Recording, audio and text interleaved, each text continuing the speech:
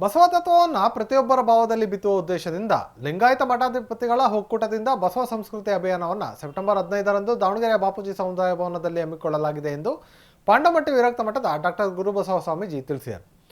ಚನ್ನಗಿರಿ ತಾಲೂಕಿನ ಪಾಂಡವಮಟ್ಟಿಯ ವಿರಕ್ತ ಮಠದಲ್ಲಿ ಕಾರ್ಯಕ್ರಮದ ಪೂರ್ವಭಾವಿ ಸಭೆಯ ನೇತೃತ್ವ ವಹಿಸಿ ಮಾತನಾಡಿದ ಅವರು, ಅಭಿಯಾನದಲ್ಲಿ ಸಮಾಜ ನಿರ್ಮಾಣ, ವ್ಯಸನ ಮುಕ್ತ ಸಮಾಜದ ನಿರ್ಮಾಣ, ಅಂಧಶ್ರದ್ಧೆ ಅಳಿಸಿ ಸುಜ್ಞಾನ ಬೆಳೆಸುವುದು, ಸದೃಢ ಸಮಾಜ ಕಟ್ಟುವುದು, ಮಕ್ಕಳಲ್ಲಿ ಆಧ್ಯಾತ್ಮದ ಅರಿವು ಮೂಡಿಸುವುದು, ಮಹಿಳೆಯರ ಘನತೆ ಕಾಪಾಡುವುದು ಸೇರಿದಂತೆ ವ್ಯಕ್ತಿತ್ವ ವಿಕಸನಕ್ಕೆ ಮುನ್ನುಡಿ ಬರೆಯುವ ಸಂಕಲ್ಪ ಮಾಡಲಾಗುತ್ತದೆ ಎಂದರು.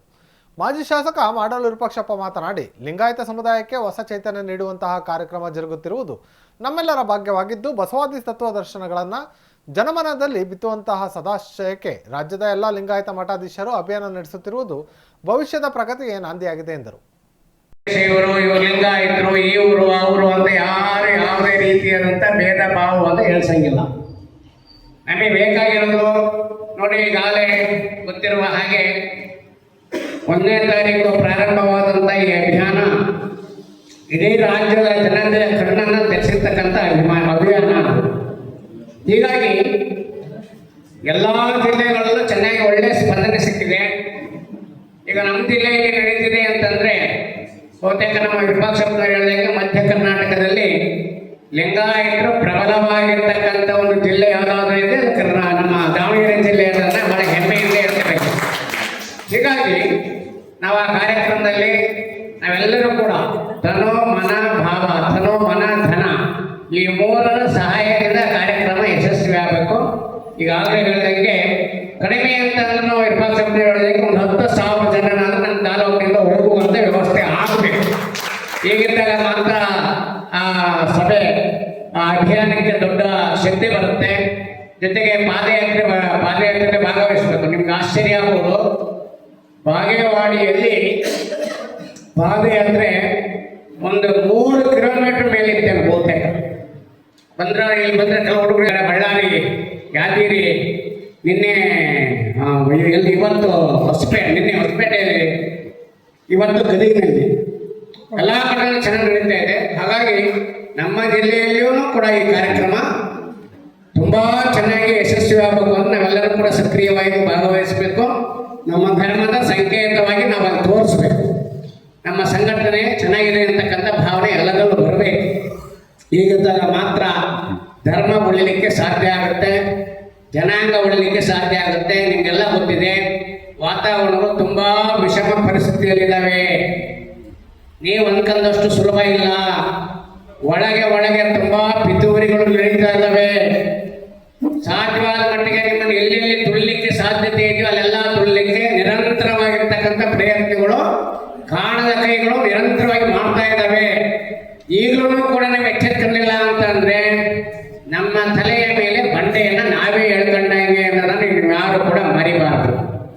ಈ ಹಿನ್ನೆಲೆಯಾಗಿ ಆ ಕಾರ್ಯಕ್ರಮಗಳನ್ನು ಎಲ್ಲ ರೀತಿಯಾಗಿ ಚೆನ್ನಾಗಿ ನಡೀತಾ ಇರ್ತಕ್ಕಂಥ ಹಿನ್ನೆಲೆಯಾಗಿ ನಾವೆಲ್ಲರೂ ಕೂಡ ಈಗ ಎಲ್ಲಿಂದ ಹೇಗೆ ಏನು ಹೋಗೋದು ಅನ್ನೋದ್ರ ಬಗ್ಗೆ ಸ್ವಲ್ಪ ನಿಮ್ಮ ಅಭಿಪ್ರಾಯಗಳನ್ನು ಚರ್ಚೆ ಮಾಡಿಕೊಂಡು ತದನಂತರದಲ್ಲಿ ತೀರ್ಮಾನ ಮಾಡೋಣಂತೆ. ಹೆಚ್ಚಾಗಿ ಕಾಣ್ತಾ ಇದೆ. ಕರ್ನಾಟಕ ರಾಜ್ಯದಲ್ಲಿ ಓಲ್ಡ್ ಮೈಸೂರು ಸ್ಟೇಟ್ನಲ್ಲಿ ಏನು ಹಿಂದಿನ ಹಳೆ ಮೈಸೂರು ಅಂತ ಇತ್ತು, ಆ ಭಾಗದಲ್ಲಿ ಶಿಕಾರಿಪುರ, ಹೊಳಲ್ಕೆರೆ, ಇವು 2 ತಾಲೂಕುಗಳಲ್ಲಿ ಅತಿ ಹೆಚ್ಚು ಲಿಂಗಾಯತರ ಜನಸಂಖ್ಯೆ ಇದೆ. ನಂತರ ನಮ್ಮ ತಾಲೂಕಿಂದು 34.5% ಜನ ಲಿಂಗಾಯತರು ನಮ್ಮ ತಾಲೂಕಲ್ಲಿದ್ದಾರೆ. ಇನ್ನು ಉತ್ತರ ಕರ್ನಾಟಕ, ಬಾಂಬೆ ಕರ್ನಾಟಕ ಅಲ್ಲೆಲ್ಲ 35% ಮೇಲೆ ಹೆಚ್ಚು ಲಿಂಗಾಯತರು ಜನಸಂಖ್ಯೆ ಇದೆ. ಆದರೆ ಇತ್ತೀಚಿನ ದಿನಗಳಲ್ಲಿ ಆ ಜನಸಂಖ್ಯೆಯನ್ನು ನಮ್ಮ ಕರ್ನಾಟಕ ಸರ್ಕಾರ ತೋರಿಸ್ತಕ್ಕಂಥ ಸಂದರ್ಭದಲ್ಲಿ 60,000 ತೋರಿಸಿದ್ರು, ಮಣಜಿಗೆ 5,000, ಸಾಲ 5,000 ಹಿಂಗೆ ತೋರಿಸಿದ್ರು. ಸಾಲ ಲಿಂಗಾಯತರ ಸಂಖ್ಯೆ ನಮ್ಮ ಚನ್ನಗಿರಿ ತಾಲೂಕಲ್ಲಿ ಹೆಚ್ಚಿನ ಪ್ರಮಾಣದಲ್ಲಿ ಇದೆ. ಅದು ಸುಮಾರು 70 ಲಕ್ಷಕ್ಕೂ ಹೆಚ್ಚು ಮತದಾರರು ಈ ಕ್ಷೇತ್ರದಲ್ಲಿ ಬಸವಪಟ್ಟಣ ಬಿಟ್ಟು, ಅಂದರೆ ಸಾಕಷ್ಟು ಇದ್ರೂ ಸಹ 70,000 ಇದ್ರೂ ಸಹ ಜನರಲ್ಲಿ ಇನ್ನೂ ಇದು ಬಂದಿಲ್ಲ. ಈಗ ಆಮೇಲೆ ಈ ಮಠಾಧೀಶರುಗಳು ಕೆಲವರು ಅವರವರ ಮಠವನ್ನು ಬೆಳೆಸ್ಕೊಳ್ಳೋದಕ್ಕೆ, ಅವರವರ ಪ್ರತಿಷ್ಠೆಯನ್ನು ಬೆಳೆಸ್ಕೊಳ್ಳೋದಕ್ಕೆ ಈ ಸಮಾಜವನ್ನು ಬಲಿ ಕೊಡ್ತಕ್ಕಂಥ ಸ್ವಾಮಿಗೂ ಹೋಗ್ತಾ ಇದ್ದಾರೆ. ಈ ಸಂದರ್ಭದಲ್ಲಿ ಈ ಗುರುಬಸವ ಮಹಾಸ್ವಾಮಿಗಳು ಮತ್ತು ಈಗೇನು ಒಟ್ಟು ಪಂಡಿತರಾದ್ರು ಇವ್ರುಗಳೆಲ್ಲ ಹೊರಟು ಎಲ್ಲವನ್ನ ಮರೆತು ನಾವೆಲ್ಲ ಒಂದಾಗಬೇಕು. ಈ ವೀರಶೈವರು ಒಂದಾದಾಗ ಮಾತ್ರ ಅವರಿಗೆ ಉಳಿಗಾಲ ಇದೆ. ಸಾಮಾಜಿಕವಾಗಿ, ಆರ್ಥಿಕವಾಗಿ, ಶೈಕ್ಷಣಿಕವಾಗಿ ಮತ್ತು ಎಲ್ಲ ದೃಷ್ಟಿಯಿಂದ ನಮಗೆ ಸಿಗಬೇಕು ಅನ್ನೋದಾದ್ರೆ ನಾವು ಒಗ್ಗಟ್ಟಾಗಬೇಕು ಅಂತೇಳಿ ಹೇಳಿ ಈ ಬಸವ ತತ್ವ ಅಭಿಯಾನವನ್ನು ಏನು ಹಮ್ಮಿಕೊಂಡಿದ್ದಾರೆ ಇದೀಗಾಗಲೇ ನಡೀತಾ ಇದೆ. 15ನೇ ತಾರೀಕು ದಾವಣಗೆರೆಯಲ್ಲಿ ಹಮ್ಮಿಕೊಂಡಿದ್ದಾರೆ. ಇದು ಯಶಸ್ವಿ ಆಗಬೇಕು. ಯಾಕೆಂದರೆ ಕರ್ನಾಟಕ ರಾಜ್ಯದ ಮಧ್ಯಭಾಗ ದಾವಣಗೆರೆ ಅಂತ ಹೇಳಿದರೆ ಇದೊಂದು ಶಿಕ್ಷಣ ಕಾಶಿ.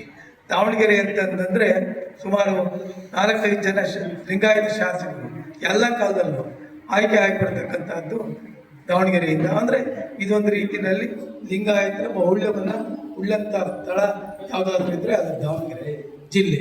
ಈಗ ಕೆಲವರು ಹೇಳಿದರು, ಕೆಲವರು ಲಕ್ಷಗಟ್ಟಲೆ ಜನ ಸೇರಿದ್ರು ಅಂತ. ಈ ಹೆಚ್ಚು ಲಿಂಗಾಯತರಿರ್ತಕ್ಕಂಥ ಈ ದಾವಣಗೆರೆ ಜಿಲ್ಲೆಯಲ್ಲಿ ಈ ಬಸವ ತತ್ವ ಅಭಿಯಾನ ಹೆಚ್ಚು ಯಶಸ್ವಿಯಾಗಬೇಕು.